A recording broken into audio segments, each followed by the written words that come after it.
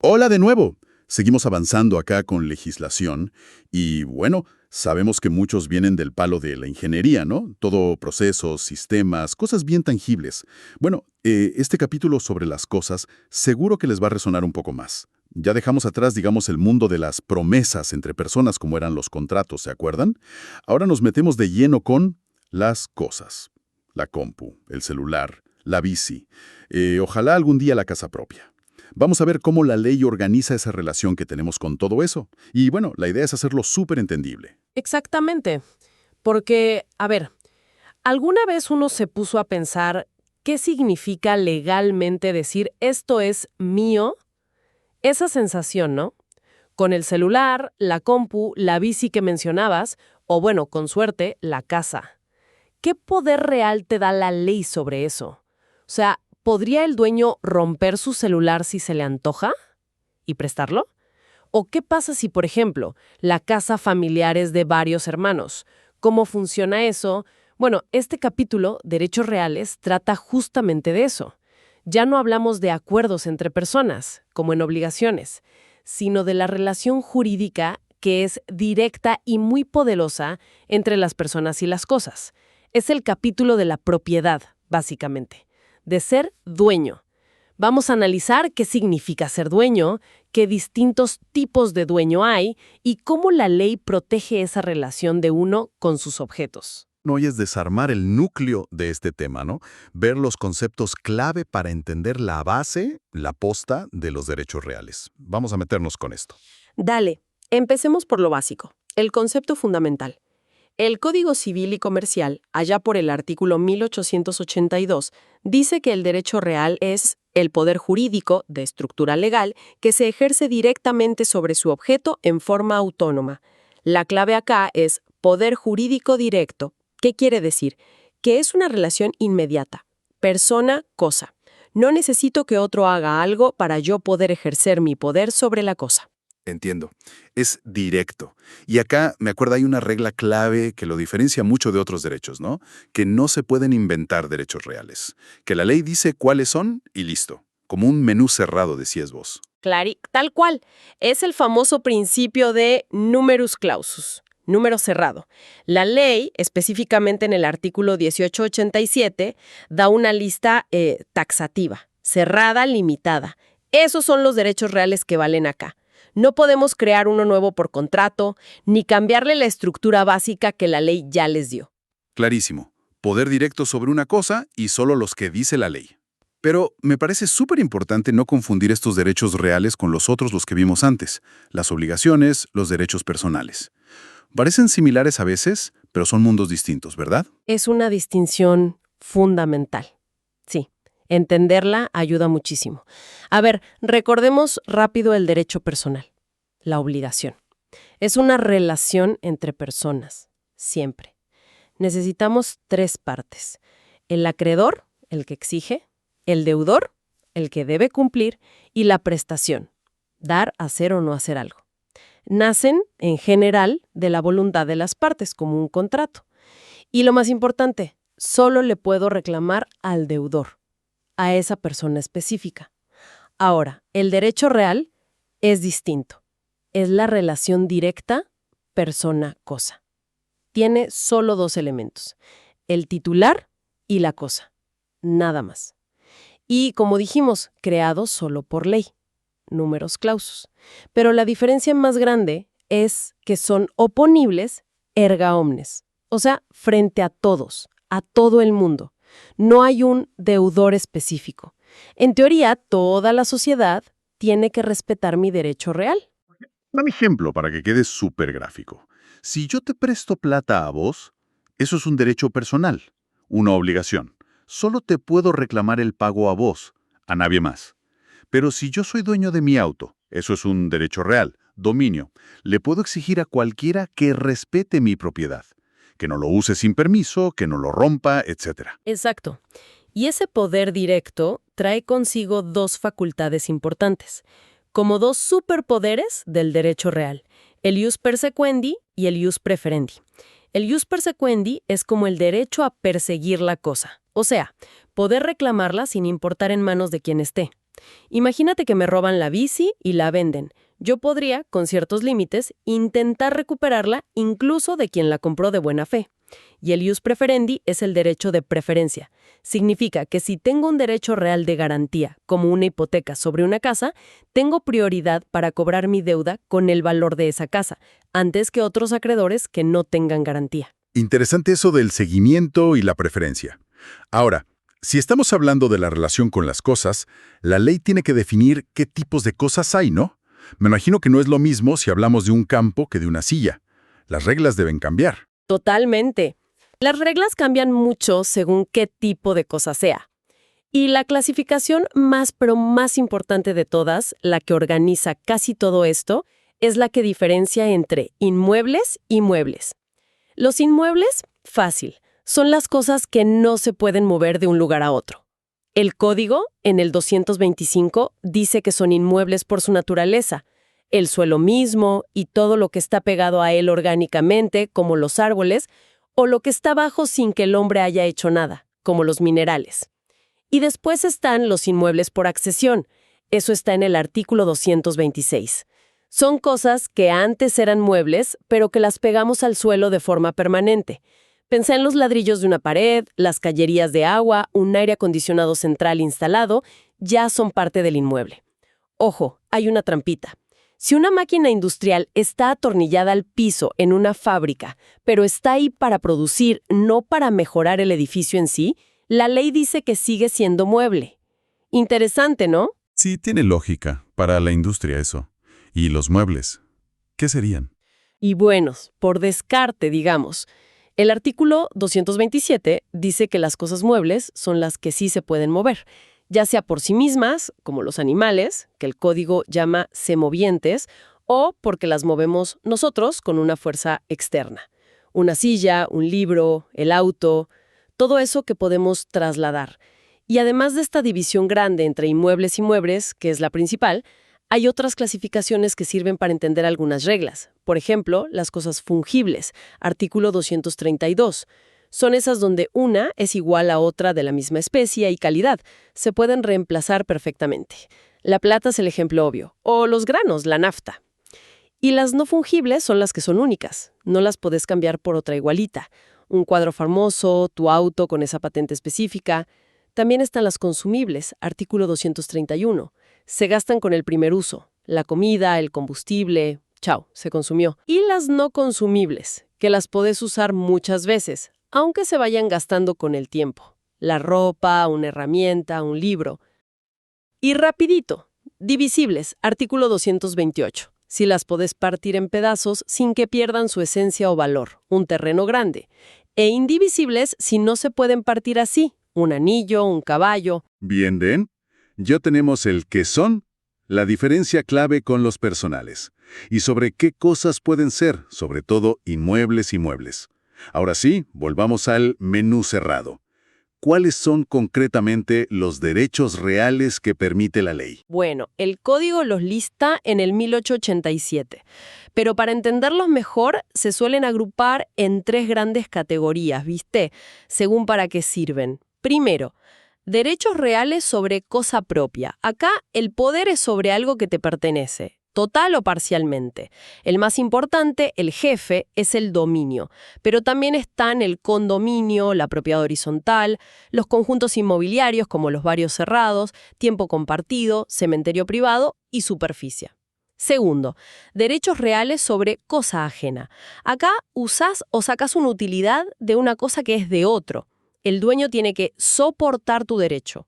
Está en el usufructo, el uso, la habitación y las servidumbres, como la de paso. Son derechos más limitados que el dominio, claro. Y tercero, derechos reales de garantía. Estos sirven para asegurar que se pague una deuda. Son como una seguridad para el acreedor. Incluyen la hipoteca, generalmente sobre inmuebles, la prenda, más para muebles, y la anticresis. También son sobre cosa ajena y dependen de que exista la deuda principal. Excelente esa clasificación. Ayuda a ordenar. Y tiene toda la lógica empezar por el más importante del primer grupo. El jefe de todos, el dominio. Lo que todos entendemos como ser dueño, ¿no? Exactamente ese. El artículo 1941 lo define clarito. Dice que el dominio perfecto da todas las facultades de usar, gozar y disponer material y jurídicamente de una cosa, siempre dentro de lo que permite la ley. Fíjate qué fuerte. Todas las facultades. Por eso es el más completo. Puedes usar la cosa, vivir en la casa, gozar, cobrar el alquiler si la alquilas, y disponer, venderla, donarla, hipotecarla, hasta romperla si querés, con límites, obvio. Y acá llegamos a un punto que, cuánta confusión genera a veces. Porque una cosa es ser dueño legalmente, tener el dominio. Otra es comportarse como dueño, aunque no lo seas. Eso sería la posesión, ¿no? Y otra muy distinta es usar algo sabiendo que es de otro, la tenencia. ¿Podemos aclarar bien esto? Fundamental distinguirlos, sí. Tienen efectos legales súper diferentes. El dominio es el derecho en sí. La titularidad legal. Normalmente tenés un título, como la escritura de una casa. La posesión, en cambio, es un hecho. Es tener la cosa físicamente, corpus, y además actuar con la intención de ser el dueño, animus domini. No importa si tenés el título o no. El poseedor cuida la cosa, le hace mejoras, paga los impuestos, actúa como si fuera el dueño. Y la tenencia es cuando tenés la cosa, corpus, pero reconoces que otro es el dueño o el poseedor. Te falta el animus domini, no te crees dueño. El ejemplo típico es el inquilino. Usa el departamento, tiene las llaves, pero sabe que no es suyo. Paga el alquiler reconociendo el dominio de otro. Clarísimo. Derecho, dominio, actuar como dueño, posesión, usar reconociendo a otro, tenencia. Perfecto. Y este dominio, como rey de los derechos, tiene características especiales. ¿Algo que lo defina? Sí, el código le marca 3 caracteres clave al dominio perfecto. Primero, es exclusivo, artículo 1943. ¿Qué significa? Que no puede haber dos dueños del 100% de la misma cosa al mismo tiempo. Puede haber condominio, sí, varios dueños de una partecita, de un porcentaje, pero no dos dueños totales a la vez. Segundo, es excluyente, artículo 1944. El dueño puede sacar a cualquiera del uso o disfrute de su cosa. Puede impedir que entren a su campo, sacar cosas ajenas que pusieron ahí, poner un cerco. Es el poder de dejar afuera a los demás. Y tercero, es perpetuo, artículo 1942. Esto es interesante. Tiene como dos caras. Por un lado, no se acaba por el tiempo. No tiene fecha de vencimiento. Y por otro, y esto es clave, no se pierde por no usarlo. Si sos dueño de una casa y no vas por 30 años, seguís siendo el dueño.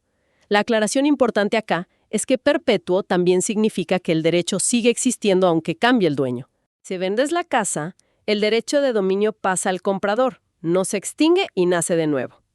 Pero, ojo, esta perpetuidad tiene una excepción gigante, la usucapión.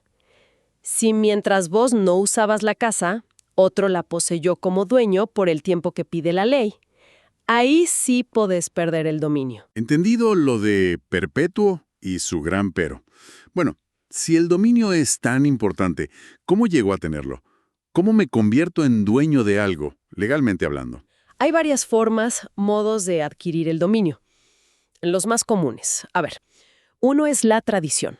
Tiene que ir con el título suficiente, claro. La tradición es básicamente la entrega voluntaria de la cosa. El artículo 1892 la menciona. Cuando compras algo mueble, te lo entregan. En inmuebles es más formal, necesitas escritura, inscripción. Pero la entrega de la posesión, el acto de dar las llaves, digamos, sigue siendo importante. Otro modo clave es la sucesión por causa de muerte. También en el 1892. Cuando alguien fallece, sus bienes pasan a sus herederos. Automáticamente, desde el momento de la muerte. Y después tenemos uno, que es súper importante en la práctica y a veces medio polémico.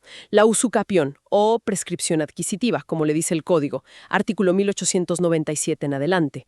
Ah, la famosa esa de quedarse con algo por el paso del tiempo. Suena casi a avivada a veces, ¿no? Jaja, sí, tiene esa fama, pero ojo, tiene requisitos muy estrictos. La usucapión es volverse dueño por poseer una cosa, recuerda, actuar como dueño, durante el tiempo que marca la ley. Y esa posesión tiene que ser continua, sin interrupciones y pública, ostensible. Hay dos tipos principales.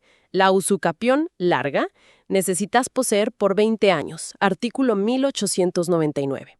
Esta vale aunque no tengas ningún papel o incluso si sabes que no sos el dueño, lo que se llama mala fe.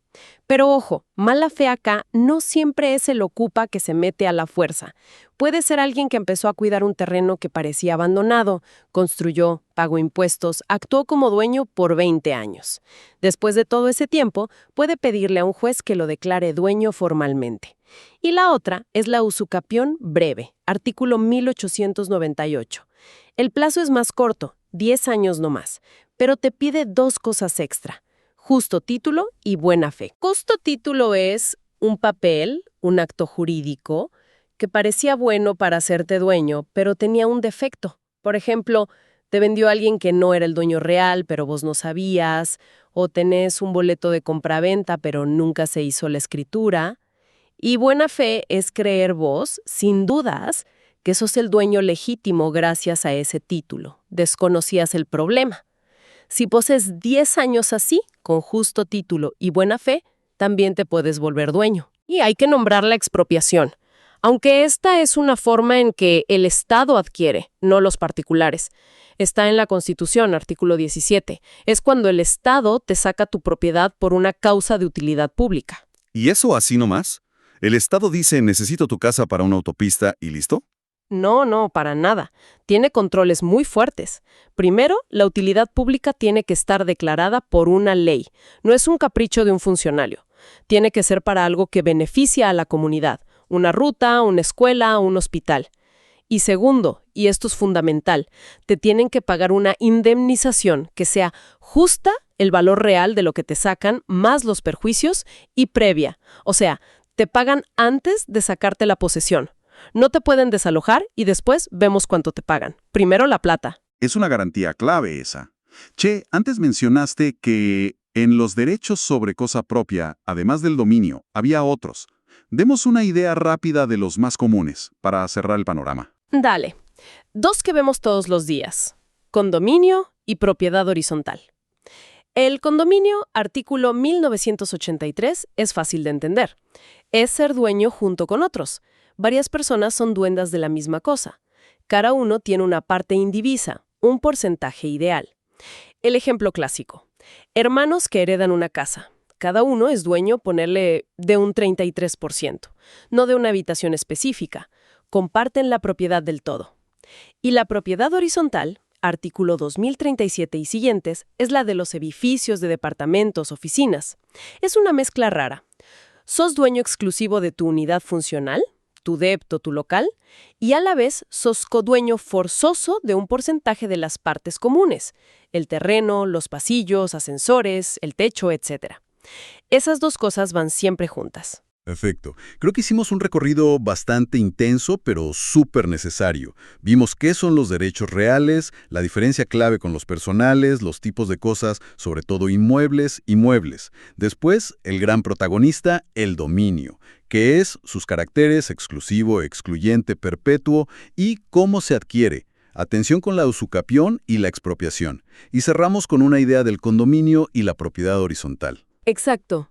Y entender esta estructura, esta forma en que la ley mira la relación entre la gente y las cosas, es la base para un montón de situaciones, cotidianas y profesionales. Incluso para la ingeniería, ¿no?